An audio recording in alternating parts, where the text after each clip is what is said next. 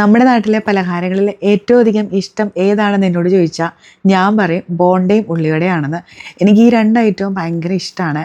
ബോണ്ട കഴിക്കണമെന്ന് തോന്നുമ്പോഴൊക്കെ സ്വന്തമായിട്ട് ഉണ്ടാക്കി കഴിക്കും. പുറത്ത് നല്ല ക്രിസ്പിയും അകം നല്ല സോഫ്റ്റുമായിട്ടിരിക്കുന്ന ആ ഒരു ബോണ്ടയാണ് ഇന്ന് ഞാൻ റെഡിയാക്കുന്നത്. 2 പാളയംകുടം പഴം, 1/2 കപ്പ് പഞ്ചസാര, ഒരു ചെറിയ കഷ്ണം പട്ട, 2 ഏലക്ക.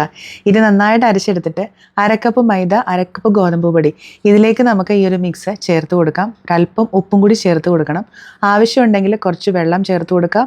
1/2 ടീസ്പൂൺ ബേക്കിംഗ് സോഡയും കൂടി ചേർത്തിട്ട് നന്നായിട്ട് മിക്സ് ചെയ്തതിന് ശേഷം ഇതിനെ ഞാനൊരു 2 മണിക്കൂറത്തേന് പുളിപ്പിക്കാനായിട്ട് മാറ്റി വെക്കുന്നുണ്ട്. 2 മണിക്കൂറിന് ശേഷം ഇത് കുറച്ച് ഹാർഡായി പോയെങ്കിൽ ഇതിലേക്ക് ഒരു അല്പം വെള്ളം കൂടി ചേർത്തിട്ടൊന്ന് മിക്സ് ചെയ്യാവുന്നതാണ്. ഇനി ചൂടായി കിടക്കുന്ന എണ്ണയിലേക്ക് ഇതുപോലെ ഉരുളകളാക്കിയിട്ട് ഇട്ട് കൊടുക്കാവുന്നതാണ്. ഷേപ്പ് ഒന്നും നോക്കണ്ട. ഇത് ഫ്രൈ ആയി വരുന്ന സമയത്ത് തന്നെത്താനെ ഇത് ബോണ്ടയുടെ ഷേപ്പിലായിട്ട് വന്നോളും. സൈഡിൽ ഞാൻ ചായയും കൂടി വെച്ചിട്ടുണ്ട്. ഇപ്പം നമ്മുടെ ഉണ്ടം പൊരി അല്ലെങ്കിൽ ബോണ്ട റെഡി ആയിട്ടുണ്ട്. പുറം നല്ല ക്രിസ്പിയാണ്, അകം നല്ല സോഫ്റ്റുമാണ്. ചായയും ഒരു ബോണ്ടയും നമ്മുടെ ഒരു വികാരമാണല്ലേ.